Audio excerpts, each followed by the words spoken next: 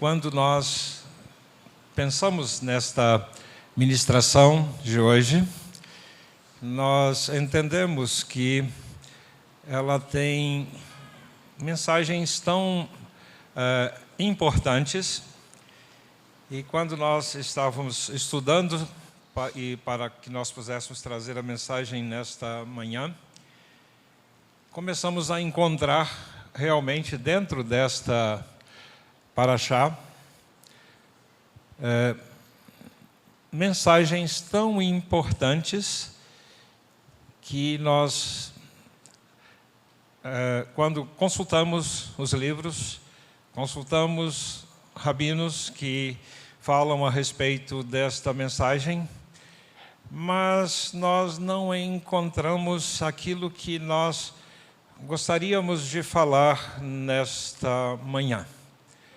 Então, o Eterno teve a misericórdia e a graça de trazer uma mensagem totalmente especial nesta manhã, trazendo uma mensagem que nós não encontramos nos livros, nos rabinos, não encontramos, mas sabemos que é uma mensagem que vai abençoar o seu coração nesta manhã, que vai trazer alento ao seu coração.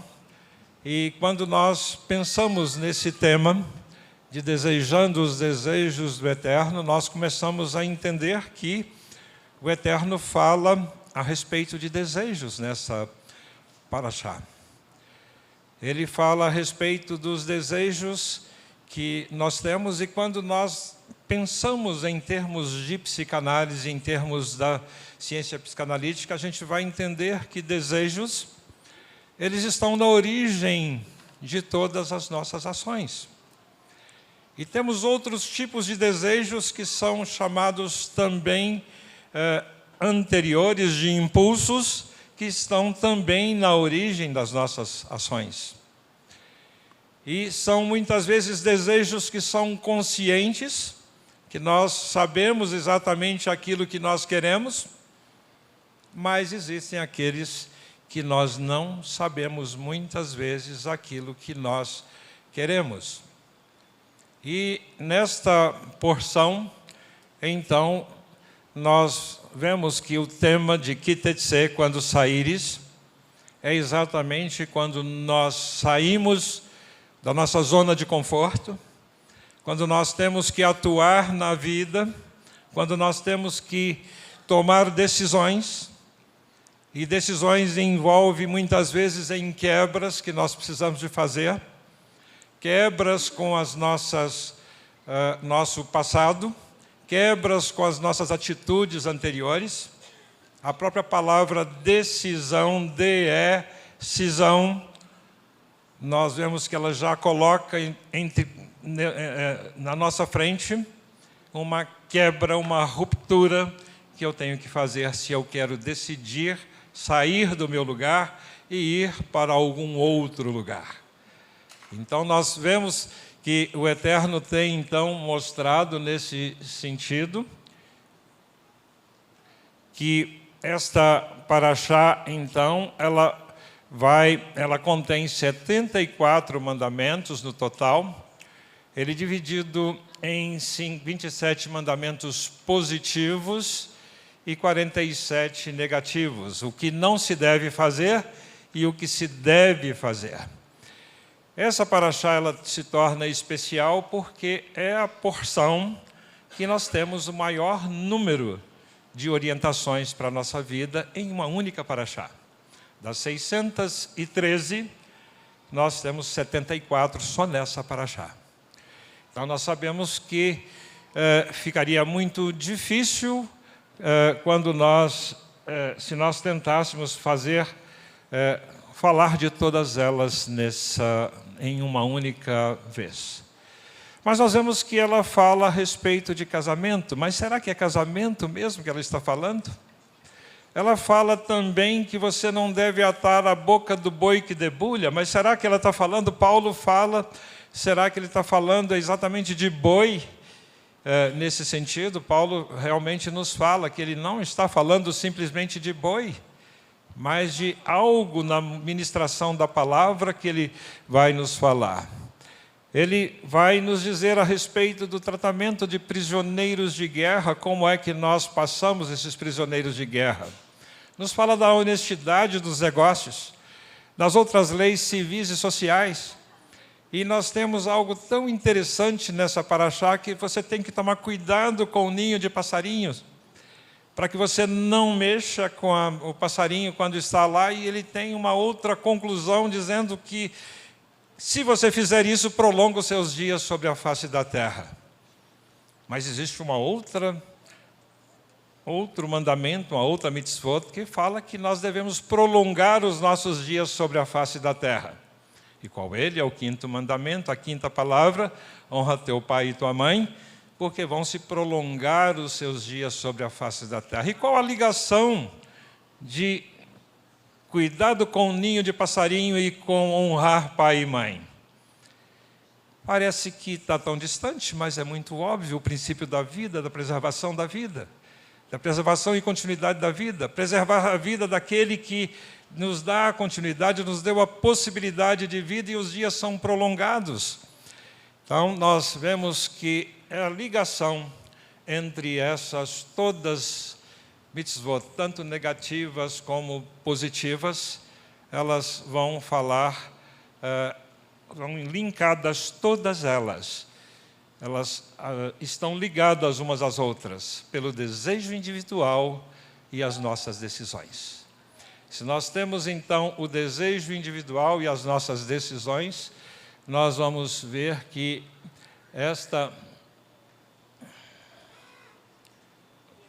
Acho que não está funcionando a mesa...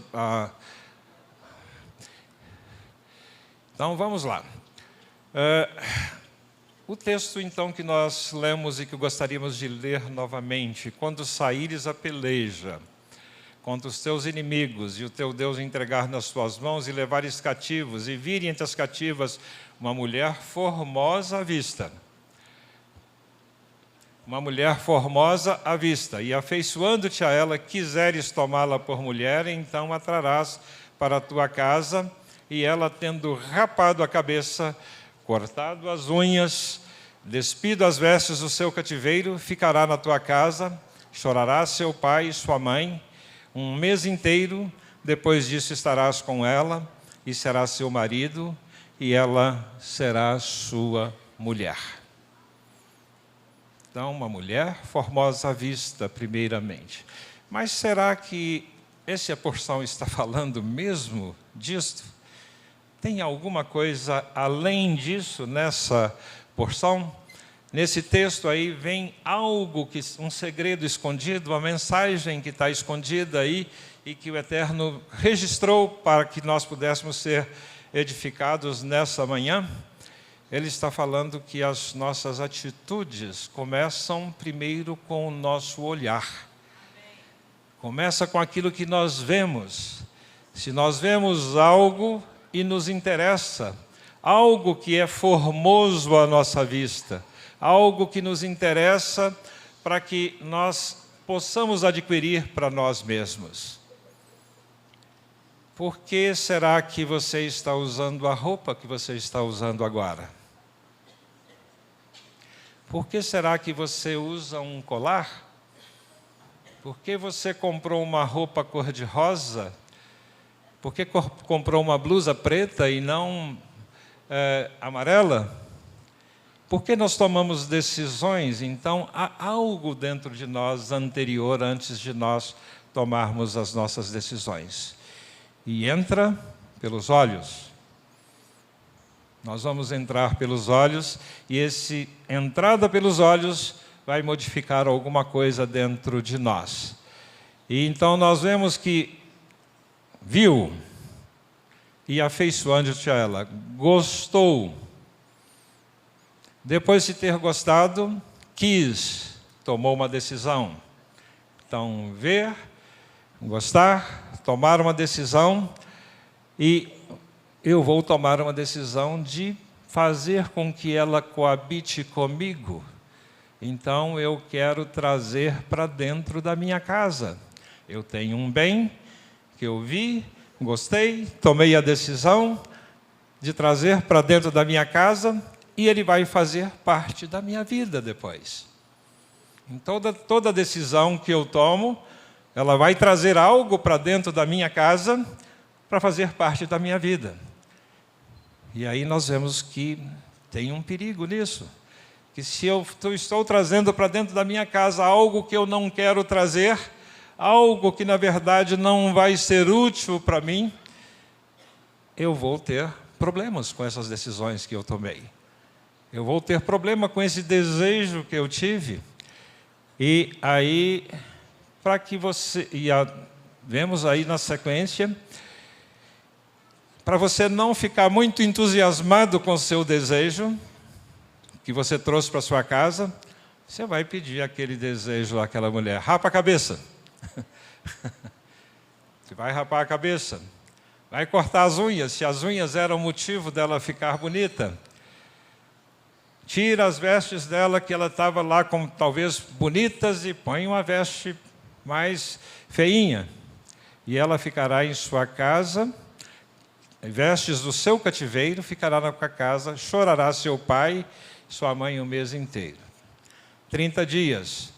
Depois disso estarás com ela, e será seu marido e será sua mulher. Se ainda você quiser, depois de 30 dias, aquilo você viu que já na sua nudez completa, tudo aquilo que você talvez tivesse entusiasmado, mas a Torá ainda continua dizendo: você não pode desprezá-la e fazer como escrava mais.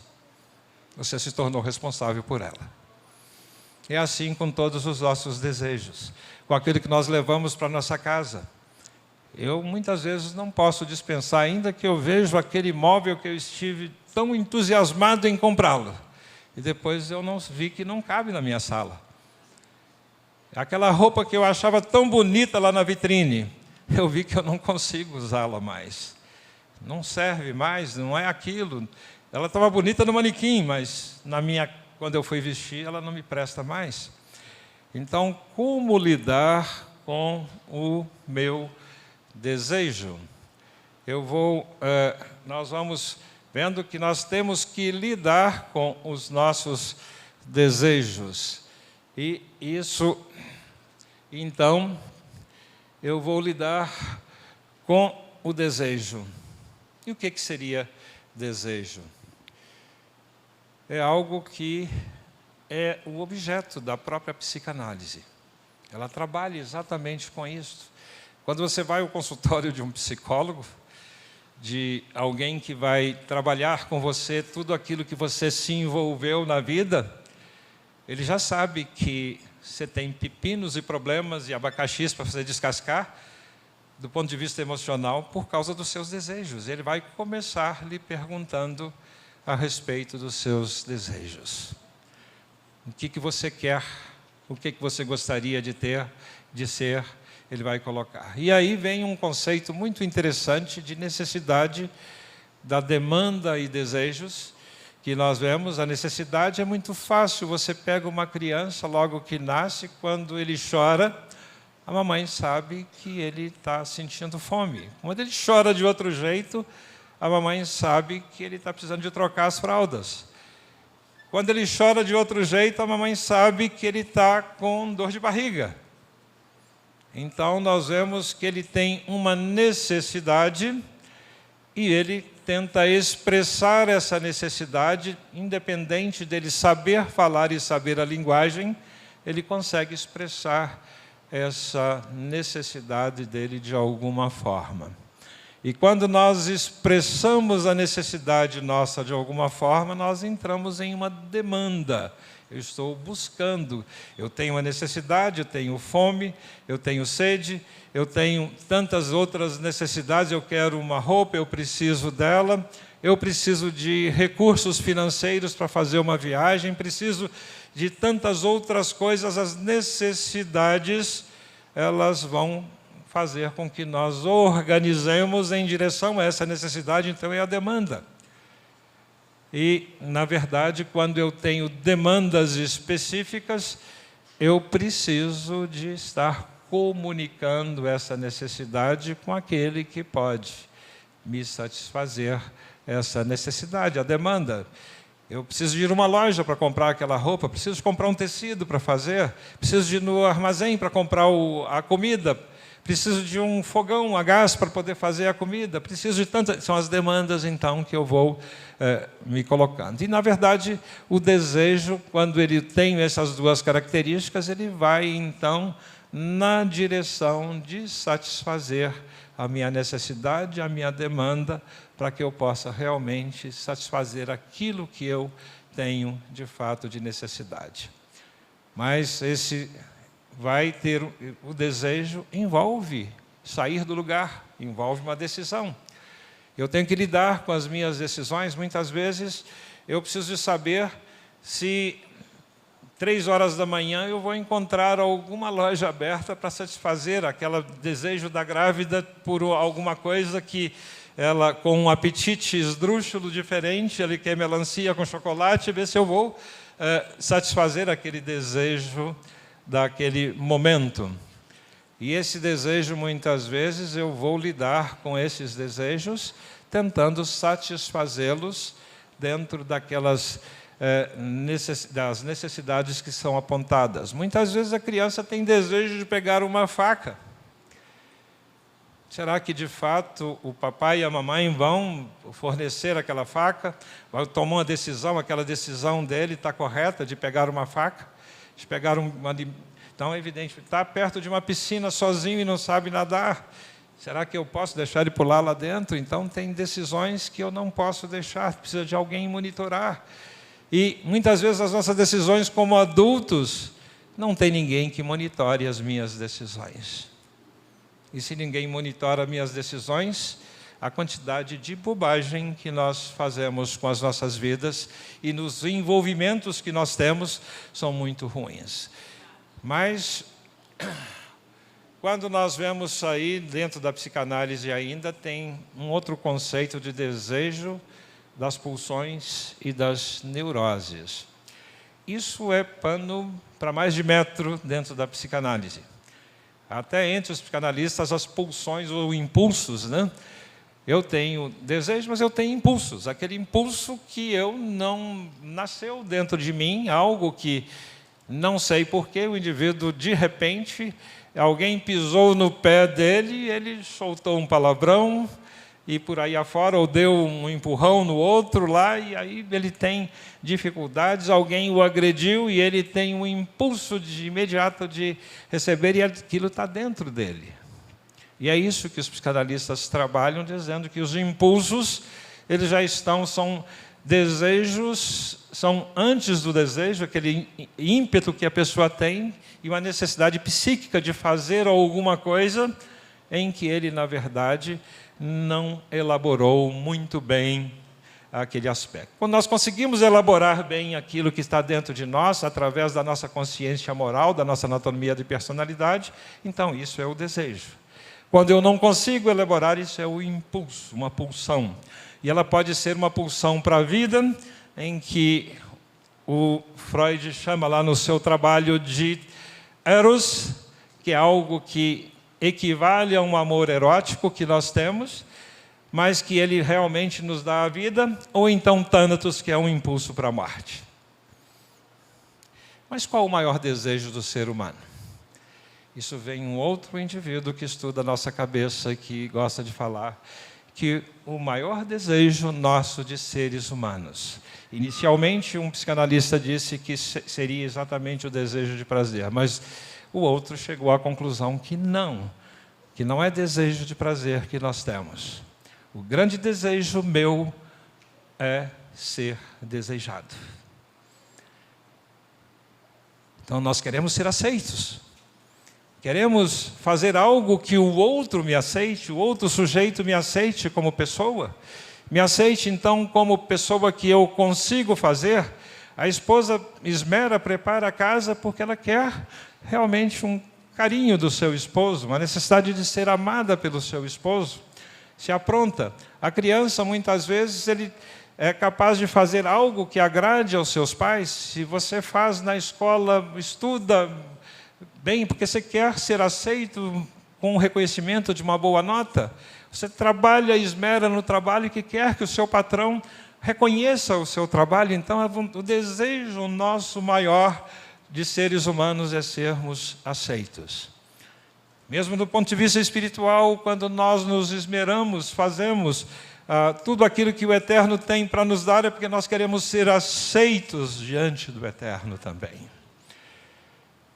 E aí vem uma outra coisa que nós somos extremamente manipulados. Os profissionais de marketing, nós temos aqui um profissional que trabalha dentro dessa área, né? Bem dentro de logística, e ela é professora universitário, e nós sabemos que o marketing lida com desejo humano. E você já foi ao supermercado, sabe perfeitamente que tem um tantão de coisas pertinho do caixa para que você possa passar e olhar na altura dos seus olhos. Ele quer despertar o desejo em você de coisas que você não botou na sua lista de compras. Todas as coisas estão nas prateleiras. Não tem prateleiras altas lá no supermercado. Todas elas estão na altura dos seus olhos. Porque ele sabe que o maior desejo entra pelos olhos, por aquilo que você vê. Então as vitrines são bonitas nos shoppings. Para quê? Para que possa despertar o seu desejo. E nós, na verdade, muitas vezes compramos por impulsos, para aquela pulsão que tem dentro de nós, e não porque nós elaboramos um desejo a partir de uma necessidade nossa. 85% das vezes é impulso que nós compramos. Fazemos as coisas. Por isso, não se recomenda ir ao supermercado com fome e sem lista de compras. Porque senão você vai comprar, vai encher o carrinho de coisas que você não precisa. Porque todos sabem, os profissionais sabem disso. Então, na verdade, quando nós estamos desejando coisas, o nosso desejo, na verdade, é uma busca por ser amado. Quando nós vamos a uma pousada e sabemos que lá o que vai ter numa pousada, no hotel? Vai ter a cama que eu tenho na minha casa, vai ter a comida que eu tenho na minha casa. E por que eu ainda quero ir lá, se eu tenho tudo na minha casa? Eu quero carinho, quero amor, quero atenção, quero ser mimado, quero realmente ser surpreendido. E os profissionais de marketing sabem disso. Eles providenciam isso que você precisa. Então, por isso, muitas vezes, nós estamos sendo manipulados pelos nossos próprios desejos. E aí, dentro disso, vem um outro aspecto muito interessante, que nós temos uma responsabilidade humana e a responsabilidade divina nas nossas decisões. Será que Deus está interessado? E no livro de Deuteronômio nos fala todo ele, o que a gente permeia o tempo todo, ele falando da responsabilidade de Deus e a responsabilidade humana. Esse é um dos aspectos, dos temas que dividem a teologia também. Há uma divisão teológica muito importante daqueles que creem que nós não temos responsabilidade, que nós não podemos definitivamente, nem muitas vezes, ter livre-arbítrio, porque o pecado cegou e atrapalhou o nosso livre-arbítrio. Mas há outros que creem que nós temos a responsabilidade humana, sim, e alguns que dizem que a responsabilidade humana é total e que Deus se afastou e se esqueceu, que Ele está longe e não se lembra de nós. Mas eu gosto muito do aspecto em que nós pensamos, dentro do pensamento judaico, que nós temos exatamente os dois bichos dentro de nós, um bom e um ruim, um bravo e um mansinho, dependendo daquele que eu alimento, e a responsabilidade minha alimentá-lo, é exatamente aquele que vai prevalecer em minha vida. Então, isso é livre-arbítrio. Isso é a liberdade que eu tenho de escolhas. E se eu tenho liberdade de escolhas, será que Deus está respeitando as minhas liberdades de escolha? Muitas vezes Deus chama pessoas, como chama Jonas, e Ele não ele insistiu com Jonas até lá no ventre do peixe, e ele morre, ele ressuscita, e ele vai cumprir a missão, porque ele foi chamado para aquilo. E nós vemos algo que nós chamamos muito na nossa ética das nossas decisões. E o que é ética? É o conjunto de valores que nós vamos formando desde dentro da nossa família, o conjunto de princípios morais, e eles guiam o nosso comportamento humano. Sabendo ou não disso, nós sabemos que nós vamos tomando decisões adequadas dentro disso aqui, e nós queremos realmente tomar todas as decisões nesse sentido, com valores éticos. E nós tomamos decisões orientadas por valores pessoais e valores coletivos. Nós tomamos decisões que são baseadas em nossos desejos. E o certo e errado vão nortear as nossas condutas de acordo com valores internos. E se eu vou formar esses valores internos defeituosamente, minhas decisões serão defeituosas também e danosas para mim e para os outros que me cercam. E eu, então, não vou ter realmente facilidade de ter uma vida abundante, plena e com propósito, aquilo que o Eterno preparou para cada um de nós, exatamente porque eu não tenho o conjunto de valores que deveria estar tendo. Então, nós vamos que alguns dilemas éticos que nós temos. Trabalhei durante 45 anos dentro de um sistema prisional e, às vezes, em rebeliões, em indivíduos que estão fazendo reféns, e eu já fui refém numa dessas rebeliões, e há uma das coisas, um dilema ético muito importante, o indivíduo que está ameaçando com uma bomba 40, 50 pessoas, e tem um atirador de elite que pode dar um tiro na testa dele e eliminá-lo. Será que eu devo fazer isto? Ou porque o valor da vida é fundamental, eu não posso definitivamente tirar a vida de ninguém, que eu não posso dar, ou deixar esse indivíduo soltar uma bomba e matar 40 pessoas? A vida é um valor fundamental, sem dúvida nenhuma. Mas é um dilema ético que eu tenho. Será que eu posso matar alguém para salvar 40 pessoas? Então, nós vemos que esse é um dilema que nós temos. E aí nós vamos ver que uma decisão ética é a que gera o maior bem para o maior número de pessoas. Eu tenho que lembrar disso. E então, nós vemos que a deontologia nos ensina que o indivíduo deve agir de acordo com seus deveres morais, independente de como isso possa afetar o resultado final. É uma outra maneira de pensar. Mas aí, como é que eu fico nesse dilema? Se eu tenho, em geral, um bem para o maior número de pessoas, mas eu tenho que agir com os deveres morais, independente de como isso possa afetar o resultado final, como é que eu fico? Há juízes entre nós que dizem que estão defendendo os nossos valores democráticos, mas ele passa por cima de outros valores importantes que nós temos, a ponto de um indivíduo estranho à nossa comunidade, ao nosso meio, dizer quais são os valores éticos que ele deveria estar seguindo. São coisas que provavelmente esses valores estão meio defeituosos na formação deles. Nós sabemos também que cada profissão ele tem uma ética profissional, tem um código de ética que ele deve seguir. Todo indivíduo profissional tem o seu código de ética, o seu código de valores que ele deve seguir. Então, nós vemos que esses valores, então, que eu vou lembrar que e avaliar o que será impactado com a minha decisão, para que a mesma não gere danos desnecessários. Nós vemos que, no caso que nós citamos do juiz, ele tem causado danos desnecessários à sociedade. Causado danos que realmente não precisariam de estar acontecendo. Nós sabemos que temos pressões externas para poder tomar pressões de grupo.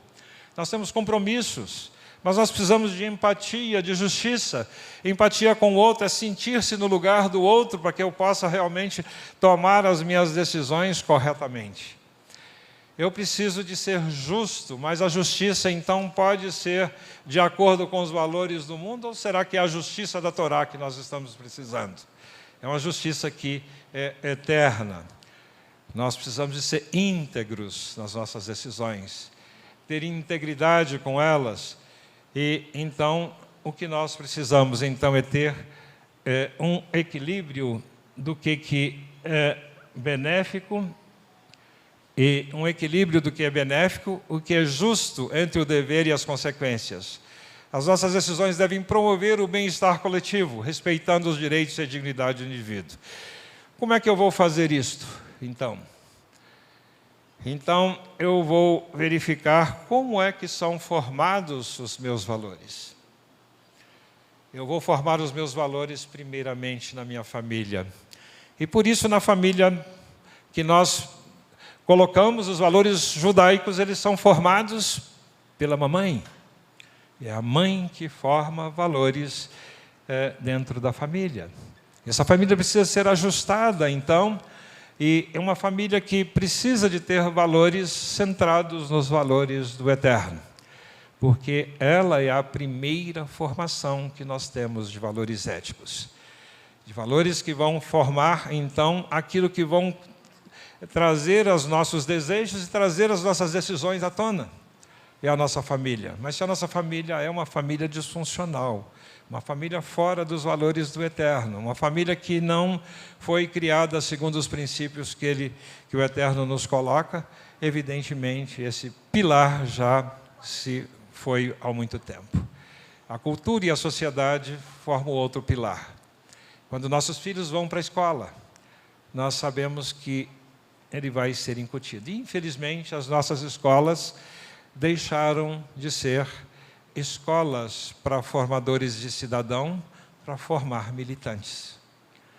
Infelizmente, a Unesco tem se prestado a eliminar Deus das escolas, eliminar a cultura judaico-cristã das escolas e colocando valores que são valores de de uma facção e não de uma ideologia. Hoje, porque ela não preza por valores da família, não preza por valores ligados a Deus, não preza por valores morais elevados, que o indivíduo pode ser aquilo que ele quiser naquele dia, de acordo com o sentimento e o desejo que ele tiver daquele dia, que é exatamente a moral fluida, a moral como se fosse água, que ela se amolda a qualquer situação que ela estiver, e o desejo do indivíduo é isso que nós estamos vendo, e isso assinado embaixo por aqueles que dizem da Unesco que são valores humanistas. Eu posso ensinar sobre animismo, posso ensinar sobre umbandismo, posso ensinar sobre os valores das culturas africanas, mas eu não posso mais ter a Bíblia e ensinar dentro de várias escolas. É isso que tem acontecido na grande maioria das escolas americanas, e isso chegou em nosso meio também. Então, a educação vem, então, com esse aspecto, as nossas experiências pessoais.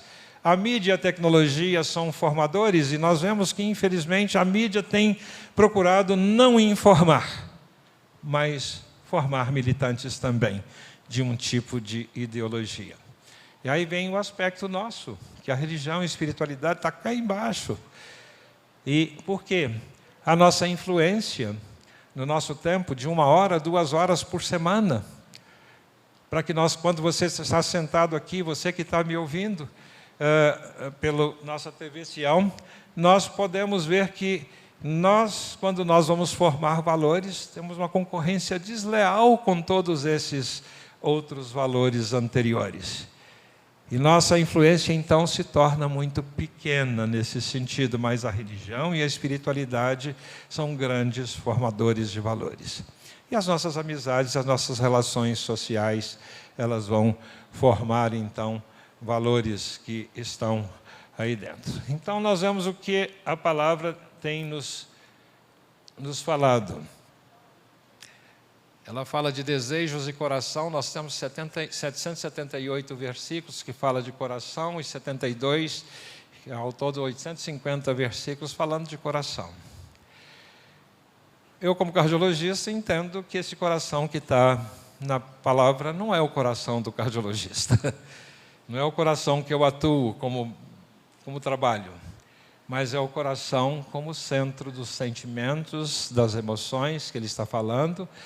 E se é os sentimentos e as emoções, é o centro dos nossos desejos também.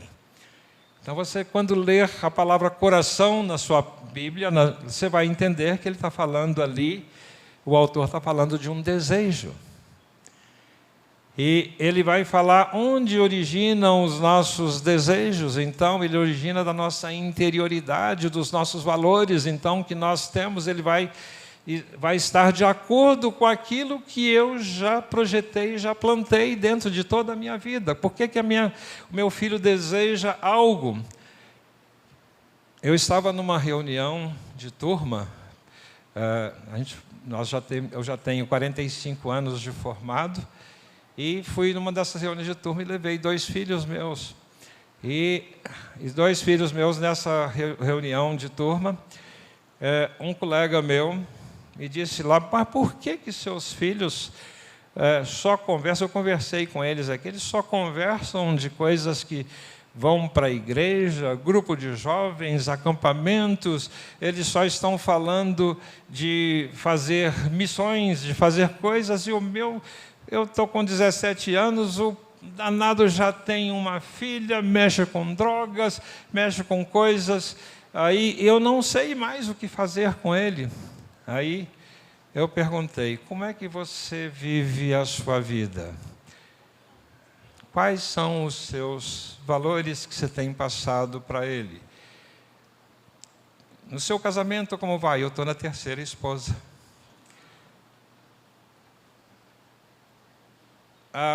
Então não tem como, eu fui falando com ele, não tem como, é você quem realmente passa os valores para o seu filho. Você está falando igual minha avó? Para com isso.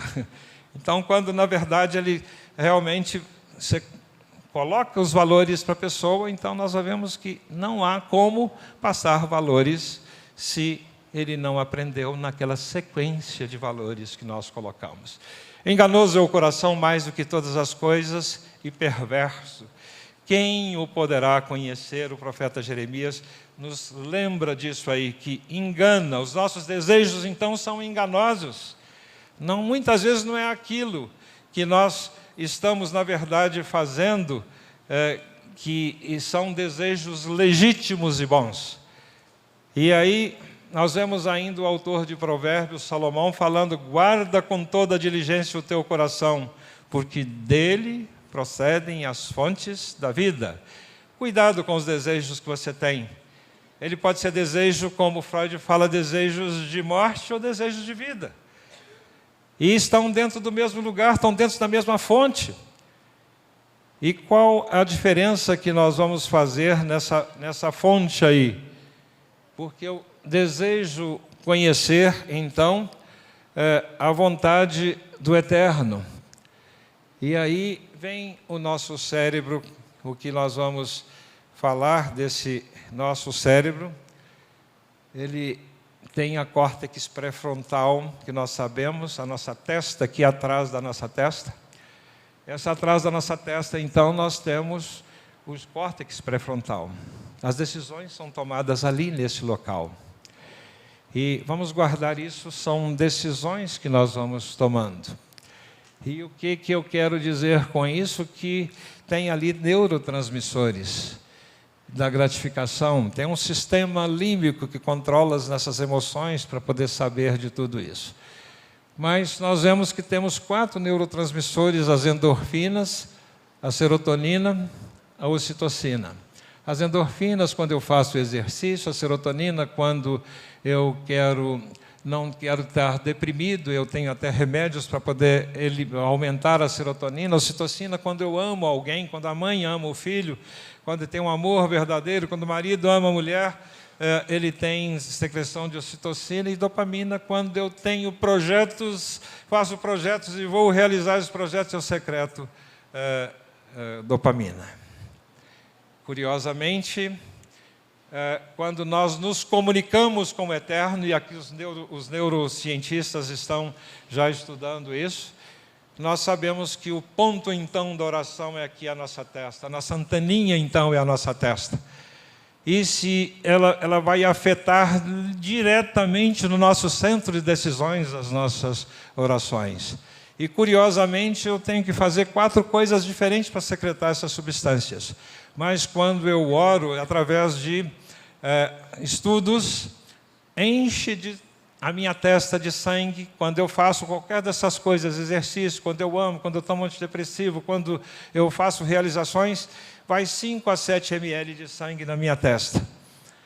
Mas, através de ressonância magnética funcional, quando eu faço orações de até 12 minutos por dia, em média de mínimo 12 minutos por dia, ou 1h20 por semana, eu tenho até 70 ml de sangue no meu córtex pré-frontal. Isso vai melhorar as minhas decisões, melhorar aquilo que eu vou fazer, vai melhorar os meus desejos. Os meus desejos vão ficar mais coerentes com os princípios que eu tenho dentro de mim. Deus deixou, então, algo que eu possa fazer? Deixou, sim. Deixou, e Ele quer realmente impregnar a vontade dEle no momento em que eu me comunico com o Eterno. E se eu quero saber a vontade de Deus, quando eu oro, eu estou falando dos meus desejos com Deus. Mas quando Deus quer falar comigo, eu preciso da sua palavra, porque é assim que Ele me fala. Então, se eu quero saber a vontade do Eterno para a minha vida, eu tenho que me deleitar no Senhor, para Ele conceder os desejos do coração. E nós vemos que os limpos de coração, eles verão a Deus, é isso que a palavra tem nos falado. Então, ele vai ainda mostrar que nós temos o coração endurecido, e Ele quer nos dar um coração novo, e porei dentro de vós um espírito novo, e tirarei de vós coração de pedra, e vos darei um coração de carne, ainda porei dentro de vós o meu espírito, e farei que andeis nos meus estatutos, e guardeis as minhas ordenanças, e as observeis. Isso é vontade do Eterno de fazer transformação em nossas vidas. Ele quer transformar os nossos desejos, transformar as nossas decisões. E Ele sabe que é do interior do coração dos homens que procedem também os maus pensamentos, as prostituições, os furtos, os homicídios, os adultérios, a cobiça, as maldades, o dolo, a libertinagem, a inveja, a blasfêmia, a soberba, a insensatez. Todas estas más coisas procedem de dentro e contaminam o homem. Esse coração novo não precisa de ter essas coisas, mas o coração contaminado vai ter coisas que não tem. A oração e os desejos realmente vão fazer com que haja mudança nos meus desejos. Quem tem experiência de ter uma vida de oração sabe que desejos, às vezes, que não são muito lícitos, não muito abençoados, que Ele não vai trazer crescimento para mim, nem para aqueles que estão circunstantes, Ele vai realmente ser retirado, essa necessidade, entre aspas, da minha vida. E cria em mim, ó Deus, um coração puro, e renova dentro de mim um espírito estável, um espírito inabalável. E Davi faz essa oração no momento em que ele estava arrependido pelo pecado com Batseba. Deus o abençoou, por isso abençoou. Ele ficou livre das consequências do seu pecado? Infelizmente, não. O pecado realmente gera consequências desastrosas na minha vida e na minha família. Mas Deus pode nos fazer homens e mulheres segundo o coração de Deus, como fez com Davi, apesar da família tão inadequada que ele teve, de uma família disfuncional que ele teve, mas Deus deu vitórias a ele em todos os terrenos, apesar de filhos tentando matá-lo, de estupro dentro da própria família, do próprio filho tentando tomar o trono dele, confusões das mais diversas, a espada não se afastando, mas era o homem segundo o coração de Deus. Nós vemos que nós não devemos, então, andar ansiosos por coisa alguma. Antes de tudo, sejam vossos pedidos conhecidos diante de Deus pela oração e súplica com ações de graças. E a paz de Deus, que excede a todo entendimento, Ele guardará os vossos corações. Eu queria mostrar algo para vocês, é algo que me chama muito a atenção nesse livro, como Deus pode mudar o seu cérebro. Esse é um cientista, Andrew Newberg, ele tem estudado por mais de 20 anos quais as mudanças que a vida de oração pode fazer na nossa cabeça. Eu queria colocar desse livro, uma resenhazinha rápida do livro, isso é a resenha do livro, aqui, que ele coloca que a oração e a prática espiritual não apenas reduzem o estresse, mas apenas 12 minutos de meditação por dia podem retardar o processo de envelhecimento. Você quer ficar velho, quer ir para mais com a vida longeva, 12 minutos de oração por dia, no mínimo. Quem tem mais, quem sabe, pode ganhar mais, né? Ele não fez essa pesquisa. E outro aspecto, contemplar então um Deus amoroso em vez de um Deus punitivo reduz a ansiedade, a depressão e aumenta os sentimentos de segurança, compaixão e amor. E ele ainda coloca, o fundamentalismo por si só pode ser pessoalmente benéfico, mas o preconceito gerado por crenças extremas pode danificar permanentemente o cérebro. Que é exatamente. E o outro aspecto aqui é que a oração e a meditação intensas alteram permanentemente estruturas e funções do cérebro, alterando os seus valores e a maneira como você percebe a realidade.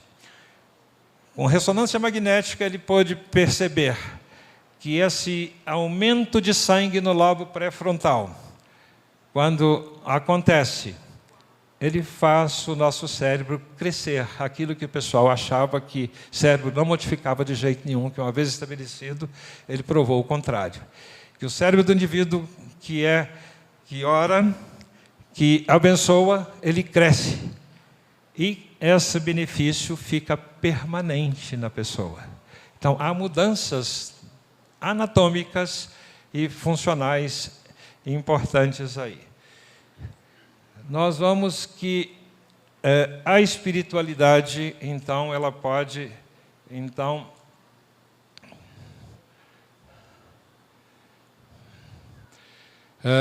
na cardiologia, que agora é o meu ponto, curiosamente, existem sociedades no Brasil que proíbem o profissional de falar qualquer coisa dentro do consultório. Isso é invadir a privacidade do indivíduo.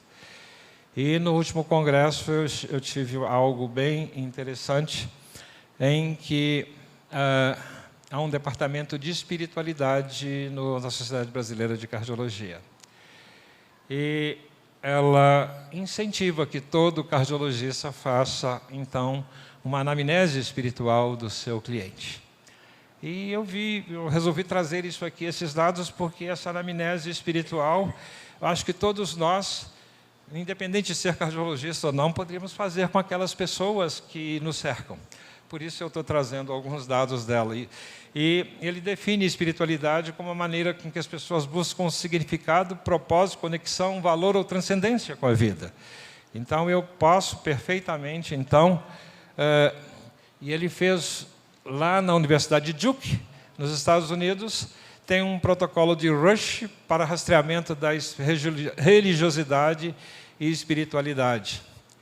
E ele, então, tenta saber com isso a importância da espiritualidade e religiosidade para lidar com a doença, força ou conforto espiritual.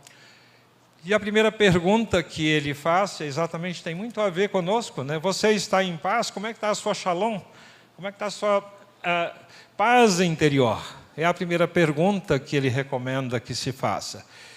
Você sente dor ou sofrimento espiritual? Para avaliar isso, na escala de injúria espiritual, culpa, raiva, tristeza, sentimento de injustiça, medo da morte. E nós vamos ver como é que as pessoas responderam a isso. Lá na Universidade de Duke, eles fizeram um critério dizendo que o indivíduo, só para resumir o critério, é aquele que gasta menos de 1 hora por ano com o objeto da sua fé e aqueles que gastam pelo menos 1 hora por semana com o objeto da sua fé. Colocou esses indivíduos que gastam menos de 1 hora por ano com o objeto da sua fé como não tendo fé. E aquele que gasta pelo menos 1 hora por semana com o objeto da sua fé, ou pelo menos 12 minutos, ou 1h30 mais ou menos, ele vai, então, ser aquele que tem fé. Então, diante disso, eles fizeram e recomendam um questionário, que ele chama de questionário FICA. Primeiro, ele avalia fé e crença. Se você considera religioso ou espiritualizado, você tem crenças que te ajudam a lidar com os problemas. Se não tem, o que dá significado à sua vida? E qual a importância que se dá à fé, a crenças religiosas para a sua vida, na parte de comunidade? Você faz parte de alguma comunidade religiosa ou espiritual? E como você gostaria que o médico considerasse a questão religiosidade e espiritualidade em seu tratamento? Indica algum líder religioso. Qual a resposta curiosa que esse questionário teve nos consultórios? 85% dos pacientes gostariam que o médico tocasse com ele sobre fé, sobre espiritualidade no seu tratamento.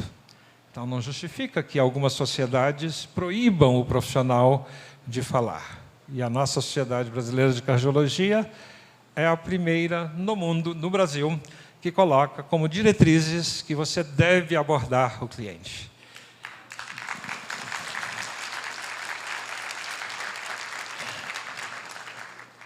Então, o que ele vai nos falar novamente aqui? Ele recomenda um outro questionário.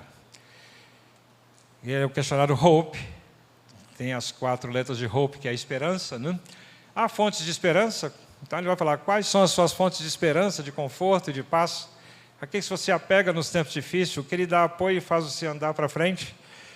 Você considera parte de uma religião organizada, isso é importante, né, para você. Você faz parte de uma comunidade, quais as práticas espirituais que você tem e quais os efeitos espirituais que você está sentindo falta, alguma restrição para o seu tratamento gerada pelas suas crenças.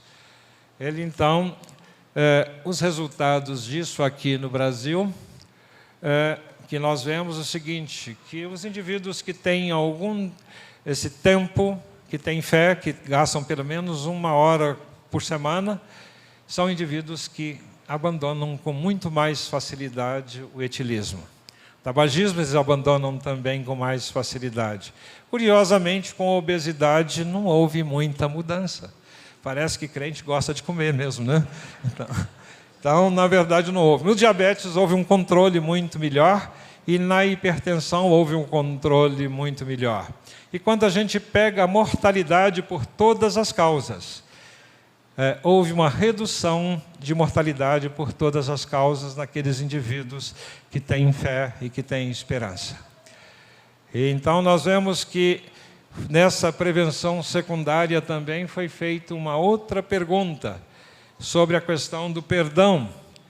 E quando o indivíduo é capaz de perdoar, ele vai gerar estados mais favoráveis e ele então foi capaz de reduzir, inclusive, a carga de isquemia induzida pela raiva em pacientes com doença arterial coronária. O sujeito tem menos infarto, então, gente, tem menos angina, então, se ele é capaz de perdoar, se você induz esse indivíduo a perdoar e ver os pepinos que ele tem na sua própria vida.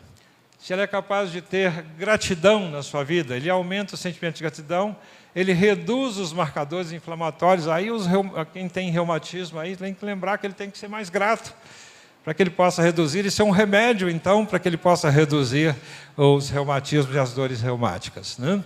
Então, as doenças autoimunes aí também que geram muitos reumatismos, né? A questão da resiliência, ele mostrou que a resiliência também melhora a adesão ao tratamento e a qualidade de vida. E isso aí é uma coisa interessante. Resiliência é a capacidade da pessoa se levantar depois que toma uma traulitada. Depois que ele toma algo, tem um problema sério na sua vida e ele é capaz de levantar depois daquele problema sério. Tem uma perda importante e ele é capaz de se levantar depois daquilo ali. E é interessante que esse fato ele pode ser aprendido em qualquer fase da vida. Não importa se é criança, se é adulto, se é velho, ele pode aprender resiliência.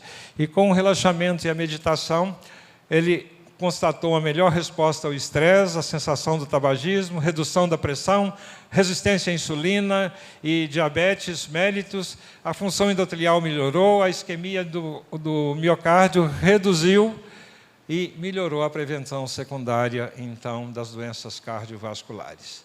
Então, por isso ele faz uma recomendação de que essa anamnese espiritual e o suporte profissional para que o indivíduo possa fazer isso, ele deve ser feito.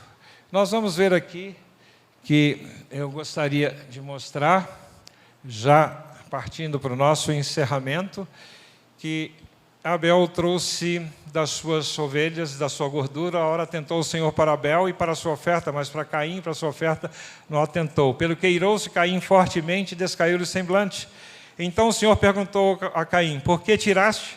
Por que está descaído o teu semblante? Porventura, se procederes bem, não se há de levantar o teu semblante? Se procederes mal, o pecado jaz à porta, e sobre ti será o seu desejo, mas sobre ele tu deves dominar. Desejo bom, desejo ruim. O fato de não ser aceito, nós lembra que nós falamos que o maior desejo nosso é o desejo de ser desejado. O desejo de ser aceito. Caim, pelo fato de não ser aceito, ele então formou um sentimento ruim, um thanatos na sua vida, um desejo de morte na sua vida, que logo em seguida, mesmo sendo advertido pelo Eterno, ele complementa esse desejo de morte. Esse instinto de morte que estava dentro dele, ele acaba matando uma pessoa. Por quê? Porque Deus aceitou algo daquela pessoa, mas não tinha aceitado dele. Então, há desejos de morte dentro de nós. E aqui nós vemos algo nessa porção, dizendo que você põe franjas nos 4 cantos da sua manta. Por que eu tenho que colocar franjas nos 4 cantos da manta quando eu vou fazer as minhas orações? Nós vemos lá em Êxodo, em Números 15, 38 a 40, que ele fala, para que vejais e vos lembreis de todos os mandamentos do Senhor, e os observeis, para que não vos deseje arrastar a infidelidade do vosso coração ou pela vossa vista, como antes fazias, e sejais santos para o vosso Deus. Lembrar da Torá, lembrar daquilo que eu aprendi, lembrar de tudo aquilo que o Eterno me mostrou, eu vou então fazer com que eu possa lembrar daquilo que o Eterno tem nos dado. Então são essas lembranças que eu devo fazer. E aqui eu vejo que ele nos mostra que, segundo o homem interior, eu tenho prazer na lei de Deus, mas vejo nos meus membros outra lei guerreando contra a lei do meu entendimento, me levando cativo à lei do pecado que está nos meus membros. Miserável homem que sou, quem me livrará do corpo dessa morte? 2 ferinhas dentro de nós, uma vencendo a outra. Mas como é que eu venço aqui exatamente? Graças a Deus, por Jesus Cristo. De modo que eu mesmo com entendimento sirva a lei de Deus, mas com a carne a lei do pecado. Eu posso servir a lei de Deus, sim, dentro de mim, com todos os meus membros. Isso é uma decisão que eu tomo. Isso é um desejo que eu posso colocar dentro de mim de servir a lei de Deus. Eu me coloco nessa posição. É eu quem tomo essa decisão e o Eterno permite que nós possamos tomar essa decisão. Então nós vemos que Eva, ela tomou uma decisão de comer daquela árvore agradável aos seus olhos, desejável para dar entendimento. Tomou do seu fruto e comeu e deu ao seu marido, ele também comeu. O que ela fez, que ela queria ali naquele momento? Qual o seu desejo que ela tinha? O desejo era ser igual a Deus. E por isso o Eterno não permite que ele permaneça, porque ele não divide a sua glória com ninguém. Você imagina alguém com a força, com tudo aquilo que Deus tem na mão, mas sem realmente um controle dessa força que tem na mão, um controle de tudo aquilo que ele pode fazer com aquilo que Deus poderia colocar. Então nós vemos que Sansão também... Sansão também teve, através dos olhos, ele consegue então enxergar e não viu que uma prostituta era exatamente uma armadilha para a sua vida. Satanás também, ele diz que subirei aos céus, às alturas, e serei semelhante ao Altíssimo. É exatamente esse o pecado de Satanás, de querer ocupar o lugar de Deus. E do coração, então, procedem os maus pensamentos, homicídios, adultérios, nós sabemos. E vemos ainda que em 1 João 2,16, ele nos fala que tudo que há no mundo, a concupiscência da carne, a concupiscência dos olhos, a soberba da vida, não vem do Pai, mas sim do mundo. É exatamente essa trindade, esses três aspectos, são através dos olhos, da carne e da soberba, que foram os pecados que foram citados agora há pouco. E qual é o desejo de Deus para cada um de nós? Ele nos cria a sua imagem e semelhança, Ele nos quer exatamente iguais a Ele. Não há nenhum outro ser criado que fosse criado para ser igual a Deus. Isso é algo tão elevado. E nós vemos que Ele quer nos criar com intimidade, Ele cria um jardim, um paraíso, para Ele tabernacular conosco e morar conosco ali naquele jardim. E Ele não desiste do homem de jeito nenhum, porque Ele providencia a redenção já em Gênesis 3,15. Ele vai nos falar que Ele vai nos providenciar um Redentor. E Ele quer ser encontrado por nós em todo o tempo. Buscar-me-eis e me achareis, quando me buscardes de todo o vosso coração. Ele quer tabernacular conosco, morar dentro de nós. O reino de Deus Ele quer implantar. Ele não quis implantar uma igreja. Jesus não veio trazer realmente nenhum tipo de igreja para o mundo. Ele não criou absolutamente nada. Ele veio trazer o seu reino e implantar o seu reino. E Ele quer implantar esse reino dentro de nós. Ele quer tabernacular em nós. E o Verbo se fez carne e habitou entre nós. E Ele nos fala ainda que a intimidade do Senhor é para os que o temem, aos quais Ele dará a conhecer a sua aliança, em Salmos 25, 4. E nós vemos ainda que também darei o coração novo, porém dentre vós o espírito novo, é o que Ezequiel nos falou. E Yeshua nos fala também, prostrado com o rosto em terra, Ele ora: Pai, se possível, passa de mim esse cálice, todavia não seja como eu quero, mas como tu queres. Voltando para os discípulos, achou-os dormindo e disse a Pedro: assim, nenhuma hora pudesse vigiar comigo? Vigiai e orai para que não entreis em tentação. O espírito, na verdade, está pronto, mas a carne é fraca. E retirando-se mais uma vez, orou, dizendo: Pai, se este meu cálice não pode passar sem que eu beba, faça-se a tua vontade. Quantas vezes nós temos cálices difíceis de beber, temos famílias difíceis de tolerar, temos patrões difíceis de conviver com eles, temos pessoas que nós não gostaríamos de jeito nenhum de conviver, e o nosso desejo muitas vezes é um desejo de Tânatos como de Caim, um desejo de morte. Mas nós vemos que o Eterno nos dá a solução dizendo: Pai, esse cálice não vai passar de mim sem que eu beba. Então faça-se a tua vontade. Porque Ele tem para nos dar a bênção onde nós estamos. E eu queria que nós pudéssemos levar para casa as seguintes mensagens: que o Eterno tem desejos para as nossas vidas. E através do Shema, Ele vai nos falar qual o maior de todos os mandamentos. Normalmente a gente ouve pregações dizendo que ali Ele resume em 2 mandamentos. Mas não, Ele resume em 4. Não são 2 mandamentos. Quando alguém te falar que amar a Deus sobre todas as coisas, ao próximo como a ti mesmo, é isso que Jesus resume toda a lei dos profetas. Não! Ele começa: Shema Israel, Adonai Eloheinu, Adonai Echad. Shema. Então a primeira coisa que eu tenho que ouvir a palavra do Eterno. Shema. Ouça aquilo que o Eterno tem para a sua vida. É isso que faz mudança de valores. É isso que faz mudança de desejos na nossa vida. São os valores do Eterno que precisam ser introjetados em nós com os nossos ouvidos. A segunda afirmação que ele fala, que Deus é um.